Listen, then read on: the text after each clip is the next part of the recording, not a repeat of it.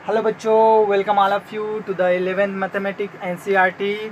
आज हम class 11th mathematics के चैप्टर नंबर फर्स्ट सेट्स का अनावरण करने वाले हैं। तो समुच्चय का देखते हैं, समुच्चय के परिभाषा क्या होता है। वस्तुओं के सुपरिभाषित संग्रह को हम समुच्चय कहते हैं। जैसे कि परिभाषा आप लोगों ने बुक में पढ़ भी लिया होगा, तो चलो एक कहानी देखते हैं।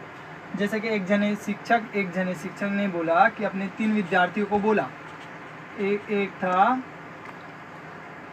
था गोलू, और दूसरा था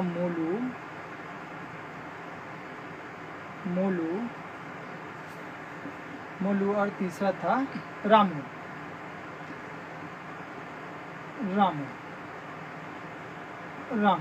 अब इन तीनों को क्या बोला कि एक बगीचा है, फूलों का एक बगीचा है। इन तीनों को क्या करना था कि इन फूलों के बगीचे में जाकर क्या करना था, फूलों का संग्रह करना था। अब फूलों का संग्रह ऐसा करना था कि वहाँ जितने भी प्रकार के फूल हैं उन सब का क्या करना था, इन तीनों को क्या करना था, कलेक्ट करके आना था। एक भी फूल छूटना नहीं चाहिए, ऐसा इनके शिक्षकों का क्या कहना था कि एक भी फूल वहाँ से छूटना नहीं चाहिए करके। तब ये तीनों क्या किए कि बगीचे में गए और इन तीनों ने क्या किया, फूलों का एक कलेक्शन करके वापस आ गए। अब शिक्षक के पास आएंगे तो आप लोग से पूछता हूँ कि इन तीनों के पास जो कलेक्शन होगा, जो फूलों का कलेक्शन होगा, वो क्या तीनों के लिए अलग अलग होगा क्या? अब यहाँ पर सर ने तो एक रिस्ट्रिक्शन रख ही दिया था, प्रतिबंध रख ही दिया था कि तीनों को क्या करना है कि यहाँ जितने भी प्रकार के फूल हैं उन फूल क्या होना चाहिए, एक भी फूल छूटना नहीं चाहिए, सभी फूल का कलेक्शन होना चाहिए करके। तो क्या हुआ, इन तीनों के पास जो कलेक्शन ऑफ फ्लावर होगा क्या अलग अलग होगा क्या? नहीं होगा। इन तीनों के पास जो फूल का कलेक्शन होगा वो क्या होगा, अलग अलग नहीं होगा। तो इसी को क्या बोलते हैं, वस्तुओं के सुपरिभाषित संग्रह को समुच्चय कहते हैं। अब देखो इनके लिए क्या हुआ, फूलों का संग्रह करने के लिए बोला इनके शिक्षकों ने। फूलों संग्रह, इन तीनों को क्या करना था, फूलों का संग्रह करना था। लेकिन क्या इनके जो कलेक्शन था इनमें कुछ डिफरेंट था क्या? नहीं था डिफरेंट। तो इसी को क्या बोलते हैं, सुपरिभाषित। इसका हम एक और डेफिनेशन दे सकते हैं कि क्या हुआ, इन तीनों के लिए जो फूलों का संग्रह था क्या तीनों के लिए बदल रहा था क्या? नहीं बदल रहा था। जैसे हम यहीं पर अगर देखें, इन्हीं तीनों को क्या बोला जाए कि पसंदीदा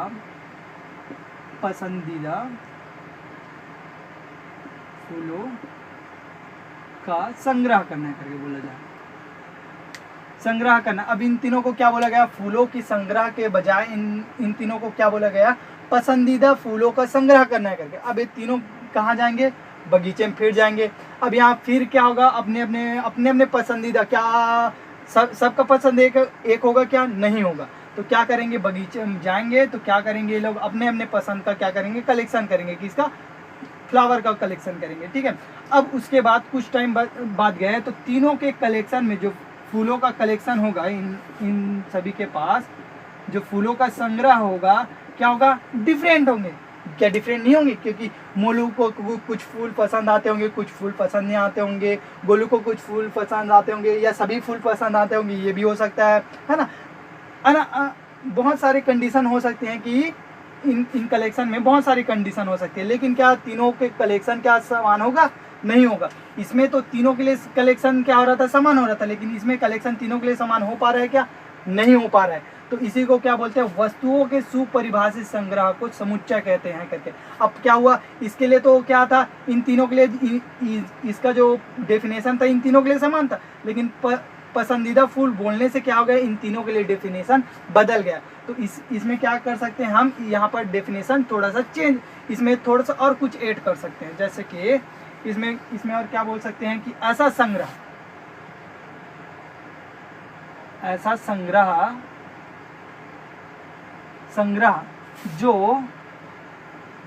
जो सभी के लिए समान हो।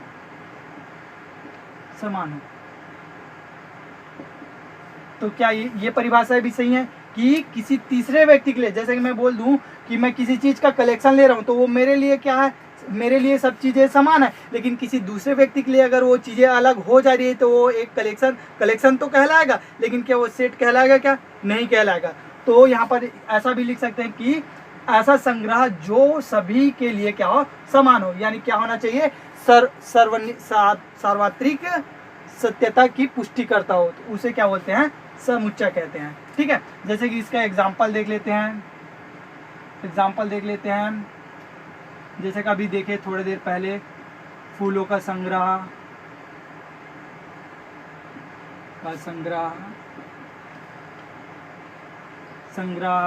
और दूसरा क्या देखे, और देख सकते हैं पुस्तकों का संग्रह,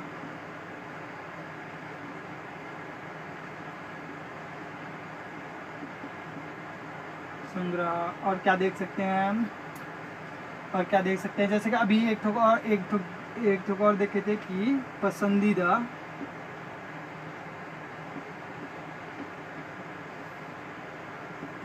फूलों का संग्रह। तो अब इन तीनों में कौन कौन सा समुच्चय है, ये समुच्चय है, ये भी समुच्चय है, क्या ये समुच्चय है, नहीं है।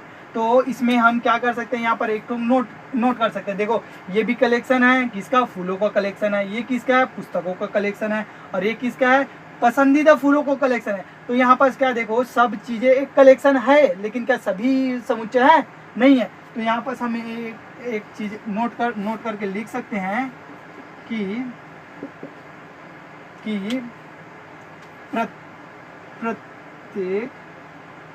प्रत्येक समुच्चय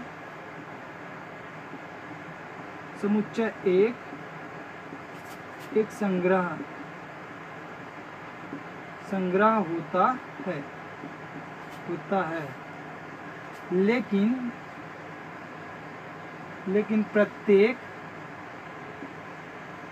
प्रत्येक संग्रह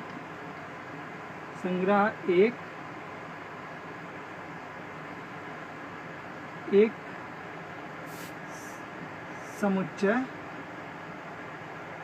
समुच्चय नहीं होता। तो यहाँ तक आप लोग अगर नोट करना चाहते हो तो वीडियो पॉज करके इसको नोट कर लीजिए। तो आप लोगों ने नोट कर लिया होगा। तो इसी और एनसीईआरटी का कुछ और एग्जाम्पल्स देख लेते हैं। एनसीईआरटी के कुछ और एग्जाम्पल्स हैं, जैसे कि नदियों का संग्रह,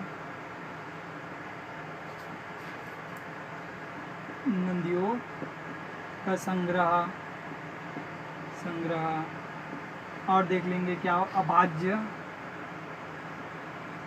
अभाज्य संख्याओं का संग्रह।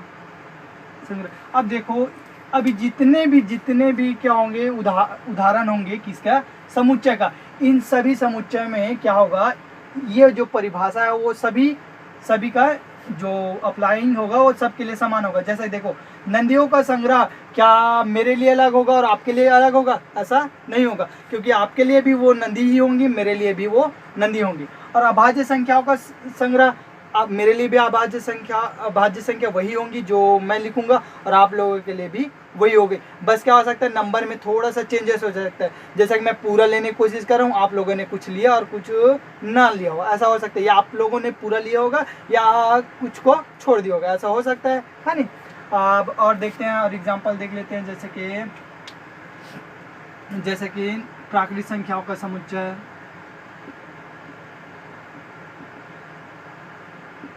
प्राकृतिक संख्याओं का संग्रह, ऐसे ही अनगिनत ऐसे संग्रह है जो क्या होते हैं, समुच्चय होते हैं। ठीक है, तो अब इसका आता है कि समुच्चय को कैसे निरूपित करते हैं करके। तो आता है समुच्चय का निरूपण।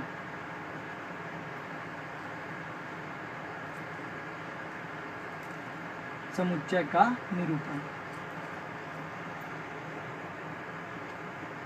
निरूपण। तो समुच्चय का निरूपण कितने प्रकार से होता है, 2 प्रकार से होता है। पहला होता है रोस्टर रूप, रोस्टर या सारणी बद्ध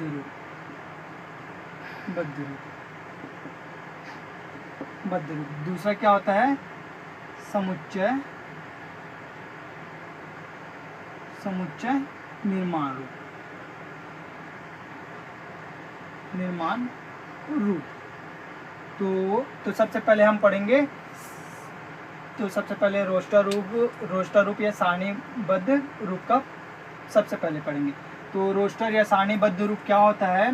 इसमें क्या होता है, जो सेट होता है ना, तो इसको क्या करते हैं, अल्फ़ाबेट के क्या होता है, बड़े अक्षरों से, यानी कि जो कैपिटल अक्षर से होता है उसको क्या करते हैं, डिनोट करते हैं। जैसे ए हो गया, बी हो गया, सी, एक्स, वाई, जेड, इससे क्या करते हैं, इसको निरूपित करते हैं। तो सबसे पहले जैसे कि ये हो गया, ए से निरूपित करेंगे, ठीक है। अब इसको यहाँ पे इक्वल आता है। उसके बाद क्या आता है, जो संग्रह किए हैं उसको किस में करते हैं, मझोले कोष्ठक के अंदर में क्या करते हैं, बंद करते हैं। अब इसके अंदर में जो चीज़ें होती हैं उसको क्या बोलते हैं, सदस्य बोलते हैं। किसका?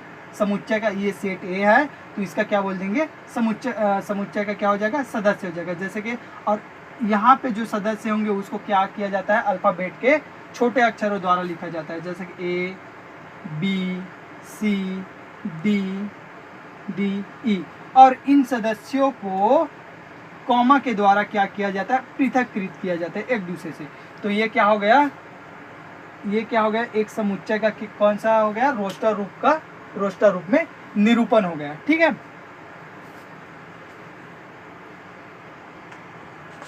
तो ये क्या है, समुच्चय का निरूपण क्या है, रोस्टर रूप या सारणीबद्ध रूप, ठीक है। तो इसको क्या करते हैं, अंग्रेजी अल्फ़ाबेट के बड़े अक्षरों द्वारा क्या किया जाता है, समुच्चय को बताया जाता है। उसके बाद जो संग्रह होता है, कलेक्शन होता है, उसको क्या करते हैं, एक मंझोले कोष्ठक के अंदर में या कर्ली ब्रैकेट के अंदर में क्या करते हैं, रखते हैं। किसको? जो कलेक्शन किए रहते हैं। जैसे देख लो, ये क्या है, अंग्रेजी वर्णमाला का स्मॉल अल्फ़ाबेटों का क्या है, संग्रह है। कुछ अल्फ़ाबेटें हैं भाई, भले सभी अल्फ़ाबेटें नहीं हैं, तो क्या कुछ है, अल्फ़ाबेट हैं। तो क्या करेंगे, ये अल्फ़ाबेटों का संग्रह हो गया, ठीक है। अब इन अल्फ़ाबेटों को क्या करेंगे, हम एक कॉमा द्वारा क्या करेंगे, पृथककृत करेंगे एक दूसरे को। तो ये क्या हो जाता है, किसी एक समुच्चय का क्या हो जाता है, निरूपण हो जाता है। किस रूप में, रोस्टर या सारणीबद्ध रूप में, ठीक है। तो अब इसमें आता है कुछ इंपॉर्टेंट पॉइंट आता है। जैसे कि नोट करके लिख लेंगे। जैसे पहला पॉइंट आता है कि समुच्चय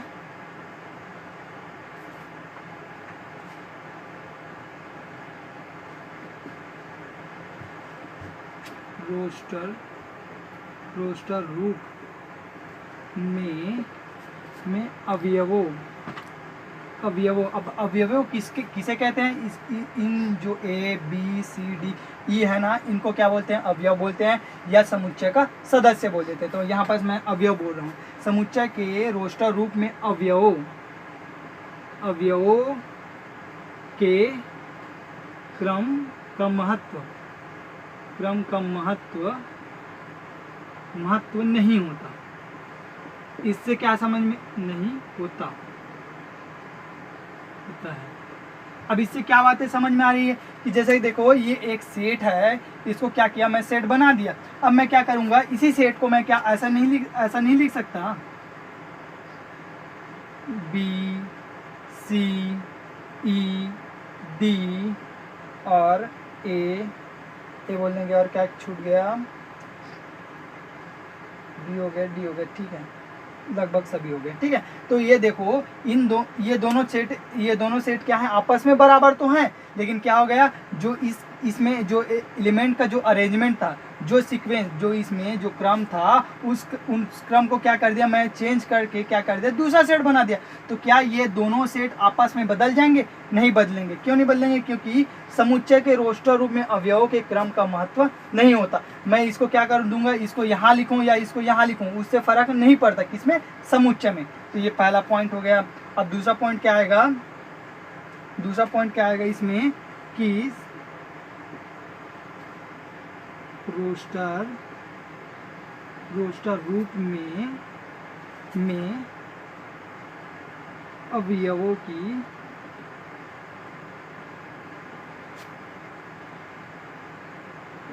पुनरावृत्ति नहीं होती है,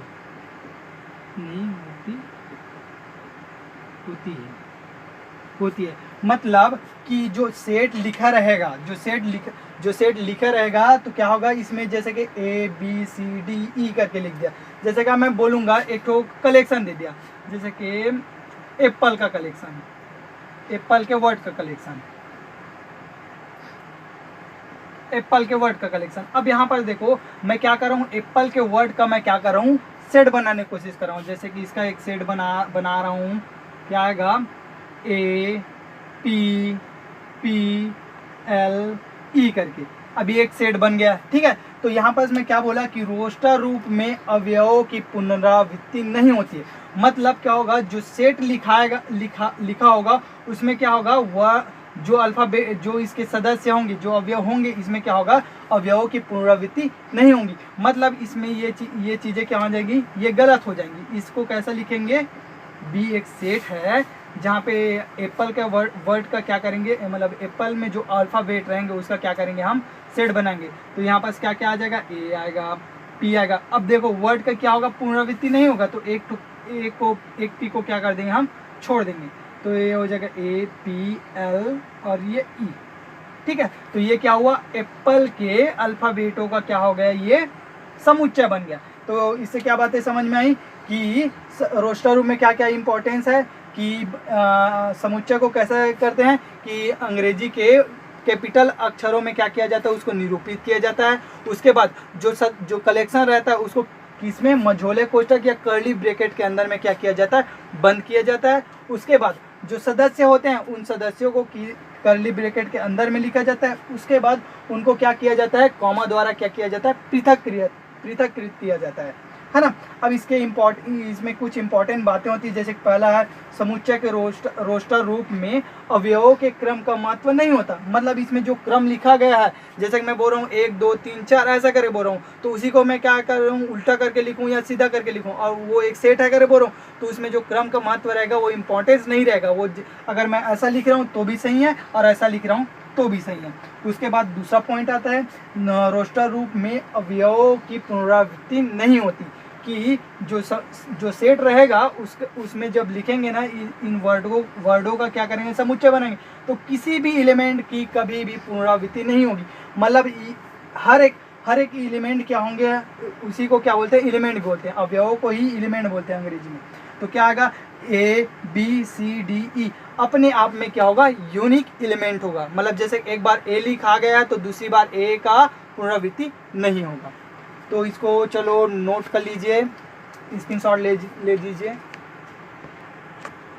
तो आप लोगों ने इसका स्क्रीनशॉट ले लिया होगा। तो चलो आप कुछ क्वेश्चन करते हैं, जो रोस्टर रूप के बारे में पढ़ लिए थे उसके बिहाफ पे कुछ क्वेश्चन करते हैं।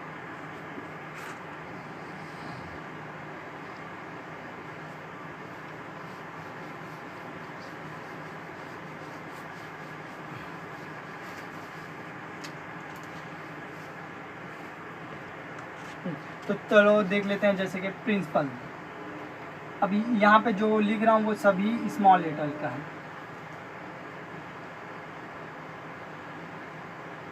प्रिंसिपल ना बोल के जैसे कि मैं बोल दूंगा मैथमेटिक्स,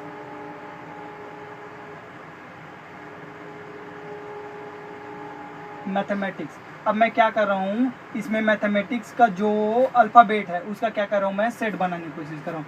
तो सबसे पहले जैसे कि हम लोग ने पढ़ चुके हैं कि जो समुच्चय का रोस्टर रूप रहता है उसको क्या करते हैं, कैपिटल अक्षर से स्टार्ट करते हैं और इनको कर्ली ब्रैकेट के अंदर में लिखते हैं। अब क्या होगा, इसके वर्डों का क्या कर रहा हूँ, मैं सेट्स बना रहा हूँ। तो इसमें कौन सा वर्ड आ रहा है, एम आ रहा है, ए आ रहा है, टी आ रहा है, एच ई। उसके बाद देखो यहाँ पास एक एम और आ रहा है। तो वहाँ पास हम लोगों ने पढ़ा था कि किसी भी रोस्टर रूप में किसी भी वर्ड का पुनरावृत्ति नहीं होता। तो यहाँ पर हम लोग क्या करेंगे, एम को छोड़ देंगे। क्यों छोड़ेंगे, क्योंकि इसका रोस्टर रूप का जो नियम कहता है कि वर्डों की क्या होता है, मतलब अल्फ़ाबेट के क्या होते हैं, पुनरावृत्ति नहीं होती। तो यहाँ पास m छूट जाएगा और m के बाद a भी छूट जाएगा, ये नहीं आएगा, ये भी नहीं आएगा और t भी नहीं आएगा। उसके बाद सीधा क्या आ जाएगा, i आएगा और c आएगा और s आ जाएगा।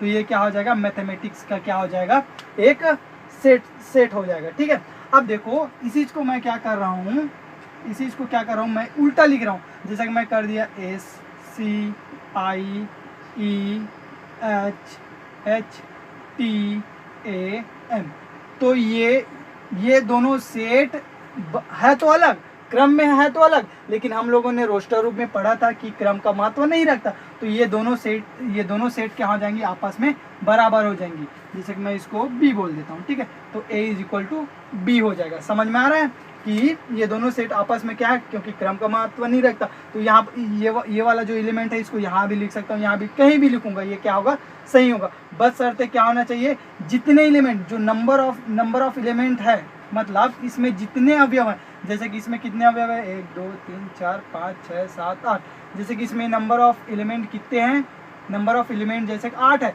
तो इसमें भी कितने होने चाहिए, नंबर ऑफ एलिमेंट कितने होने चाहिए, 8। अगर कोई भी एलिमेंट यदि छूट गया तो A = B फॉलो नहीं करेगा और ये दोनों सेट आपस में बराबर नहीं होंगे। ठीक है, तो चलो अब इसके बाद अब आगे स्टार्ट करते हैं। जैसे ये समुच्चय के निरूपण का दूसरा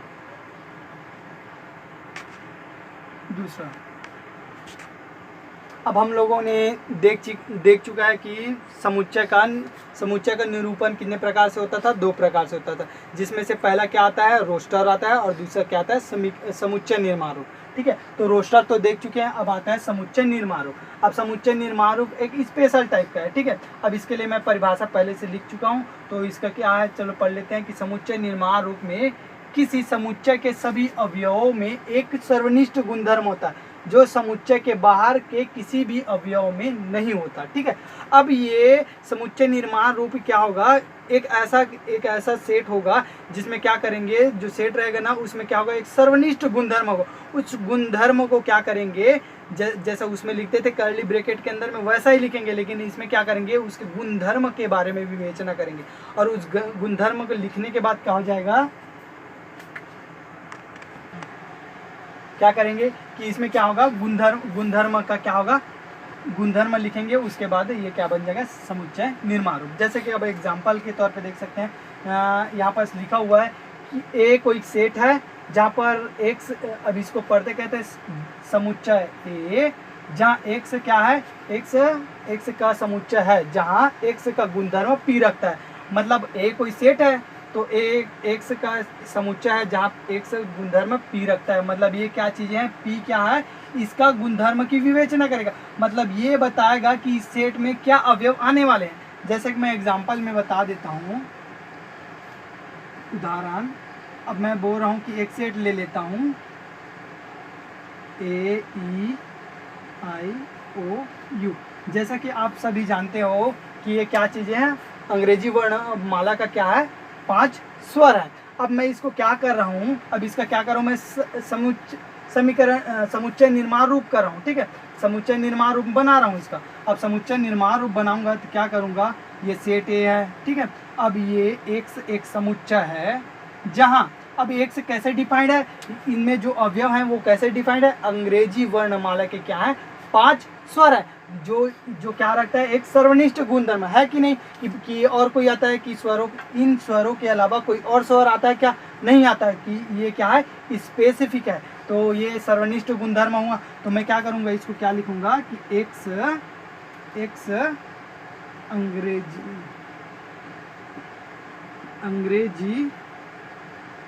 वर्णमाला का एक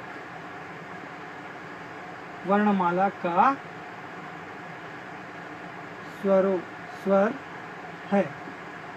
अब ये क्या हुआ, इसका क्या होगा, इसमें क्या था, एक सर्वनिष्ठ गुणधर्म था, वो सर्वनिष्ठ गुणधर्म क्या था कि अंग्रेजी वर्णमाला का स्वर है करके था। तो मैं क्या कर दिया, इसको क्या किया, एक सेट है जहाँ पर x एक सेट है जहाँ x अंग्रेजी वर्णमाला का स्वर है। तो समुच्चय निर्माण रूप में कैसे लिखते हैं, समझ में आया कि क्या होता है, इसमें एक सर्वनिष्ठ गुणधर्म होता है, उस सर्वनिष्ठ गुणधर्म को हम लिख के क्या करते हैं, समुच्चय निर्माण रूप का बनाते हैं। ठीक है, आप लोगों को समझ में आया होगा। ठीक, तो देखते हैं समुच्चय निर्माण रूप का। अब रेंडमली एक तो क्या ले लेते हैं, सेट ले लेते हैं। 1 2 3 4 5 6, ये क्या कर लिया हम लोग, एक ठोक सेट ले लिए।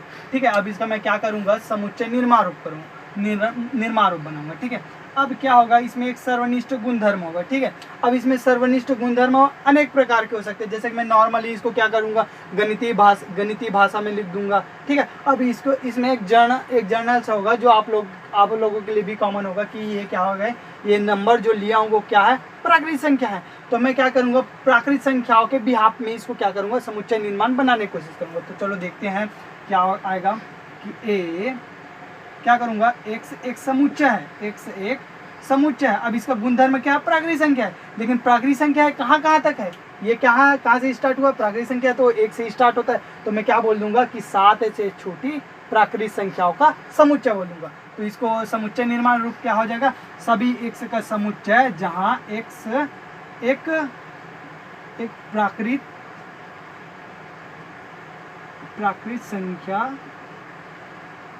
संख्या है जो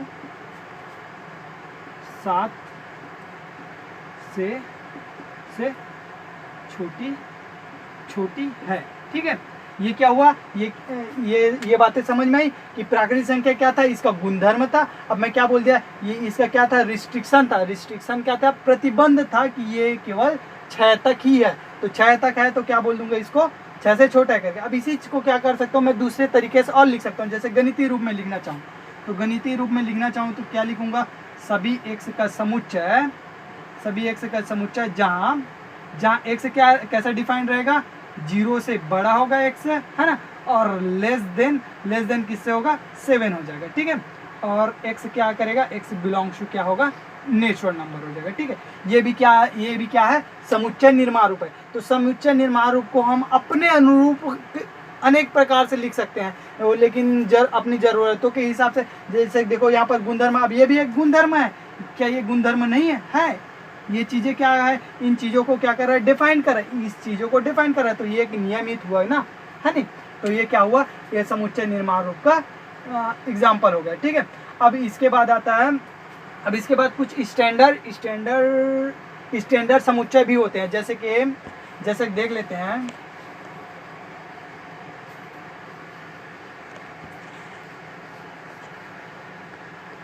इसको आप सभी जानते होंगे, जैसे समुच्चय का कुछ मानक निरूपण होता है।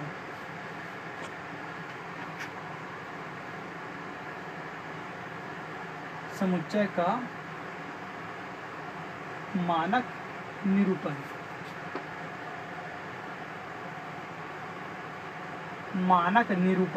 ठीक है। अब समुच्चय का मानक निरूपण क्या है, कुछ स्टैंडर्ड समुच्चय होते हैं जिसको हम सभी जानते हैं, जैसे कि नेचुरल नंबर हो गया, होल नंबर हो गया, इंटीजर नंबर हो गया, रेशनल नंबर हो गया। ये क्या चीज़ें हैं, पहले से डिफाइंड कुछ मानक समुच्चय है। ठीक है, तो उसको बोलते हैं, जैसे कि पहला आता है हमारा प्राकृत संख्या।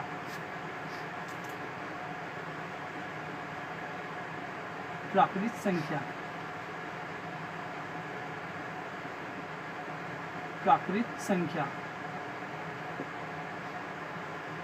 संख्या। अब आप सभी जानते हैं कि प्राकृत संख्या को किससे डिनोट करते हैं, कैपिटल N से डिनोट करते हैं। ठीक है, और ये क्या होता है, प्राकृत संख्या क्या होती है, वे संख्याएं जिसको हम अपने गिनती में उपयोग करते हैं, जैसे कि 1 2 3 4 5 अप टू कहाँ तक जाएगा, इन्फिनिटी, और इन्फिनिटी से आगे और जाएगा। ठीक है, समझ में आ गया। ये क्या है, प्राकृत संख्या। प्राकृत संख्या एक क्या है, मानक समुच्चय का मानक निरूपण है। ठीक है, उसके बाद आता है दूसरा, पूर्ण संख्याएं। पूर्ण संख्या, इसको किससे डिनोट करते हैं, W से, कैपिटल W से डिनोट करते हैं। ठीक है, अब इसमें क्या आ जाता है, जीरो भी शामिल हो जाता है, तो 0 1 2 3 4 5, ये भी कहाँ तक जाएगा, अप टू इन्फिनिटी तक, ये क्या हुआ, ये पूर्ण संख्या हो गई, ठीक है। और उसके बाद अगर चौथा आ जाएगा, तीसरा आ जाएगा पूर्णांक संख्या है,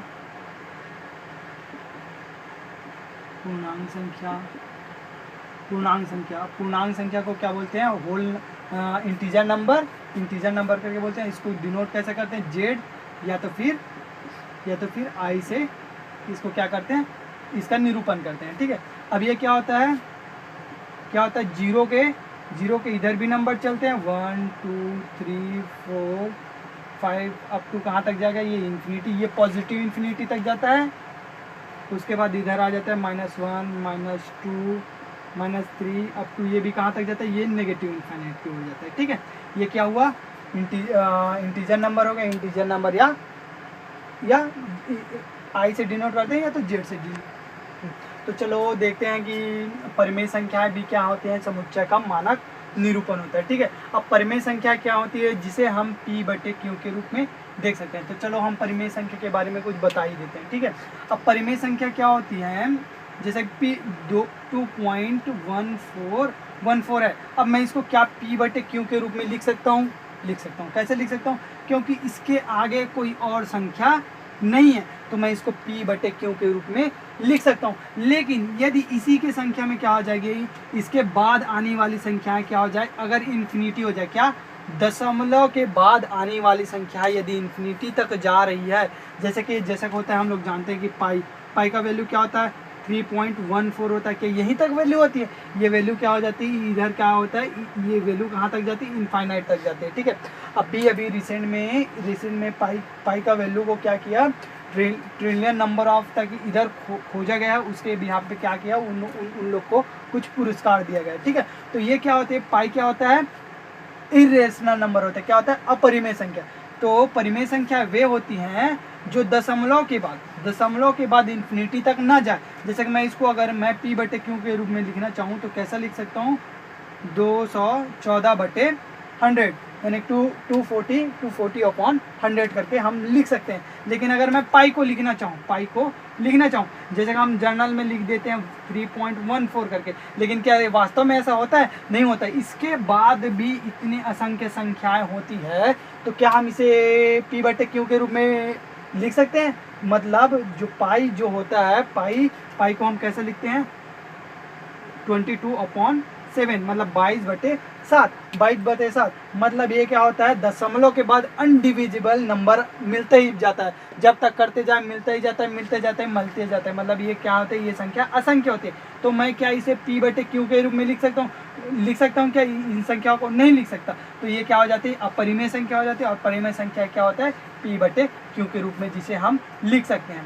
तो P/Q के रूप में लिख सकते हैं, लेकिन इसका भी एक कंडीशन होता है कि P/Q के रूप में जो लिख रहे हैं, तो जो बटे का वैल्यू होता है वो क्या होना चाहिए, Q नॉट इक्वल टू क्या होना चाहिए, 0 होना चाहिए। जो ये Q है, ये कभी भी 0 नहीं होना चाहिए। क्यों नहीं होना चाहिए, क्योंकि अगर ये Q 0 हुआ तो ये कहाँ चला जाएगा, इनडिटर्मिनेट फॉर्म में चला जाएगा। कहाँ चला जाएगा, अनिर्धार्य हो जाएगा। क्या हो जाएगा, अनिर्धार्य हो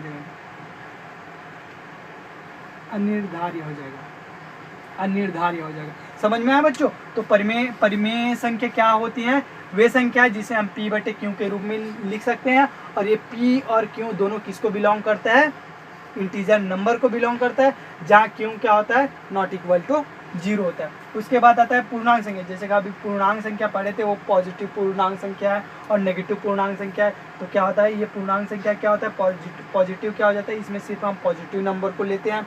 तो ये अगर पॉजिटिव संख्या को ही ले रहे हैं, तो ये कहाँ से स्टार्ट होगा, 1 2 3 4 5 6 अप टू इनफाइनाइट तक जा रहा है। तो देखो यही चीज़ें क्या नेचुरल नंबर थी, यही तो नेचुरल नंबर थी। तो क्या हम इसे n भी बोल सकते हैं। मतलब जो पॉजिटिव जेड होता है, पॉजिटिव जेड मतलब धनात्मक पूर्णांक संख्या होता है, वो किसके बराबर होता है, नेचुरल नंबर के बराबर होता है, ठीक है।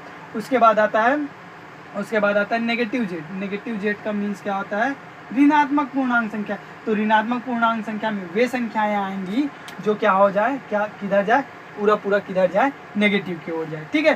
तो बच्चों यहीं पर अपना इंट्रो पार्ट खत्म होता है। अगर वीडियो आप सभी को अच्छी लगे हो तो लाइक करें, शेयर करें और सब्सक्राइब करें।